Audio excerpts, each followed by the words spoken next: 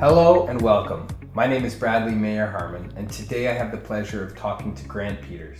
Grant is running for town council in the town of Orangeville.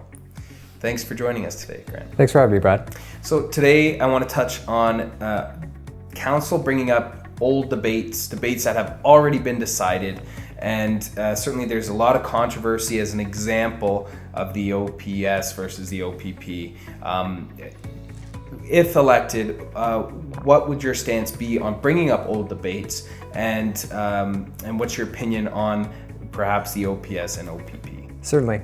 I think in this case, we're looking at a fairly new council. There's definitely some turnover based on certain people stepping down. So it's inevitable that some of those issues will come up if some of those opinions are different based on the new councilors. Regardless of the specific history on it, I believe if an issue hasn't been resolved, it needs to be brought back to the table, and the policing is a key example of that.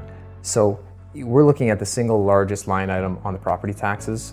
The exercise that happened during the last council, there was a lot of debate about it, and there were numerous perspectives on it, let's say.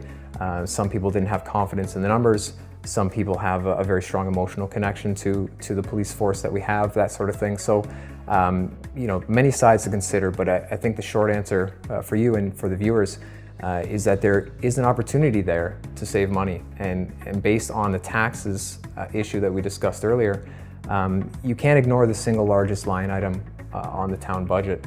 So, I think you'll find that the new council will bring that OPP costing back to the table. But it needs to be scrutinized better. It needs to go through a third-party verification. We need to have an apples-to-apples comparison of what we currently have, what we would be getting, and decide if there's a differential in those levels of service, if we can live with that compared to the savings that could be had by the town. And would that money be better invested in other services and amenities and infrastructure for the town? So there's definitely a balance there, but I see that issue coming back to the table. Okay, well, thanks very much for enlightening us on your position. You're welcome, Brad. And certainly if you want to see what else Grant has to say, do check out the links below. And thanks again for watching.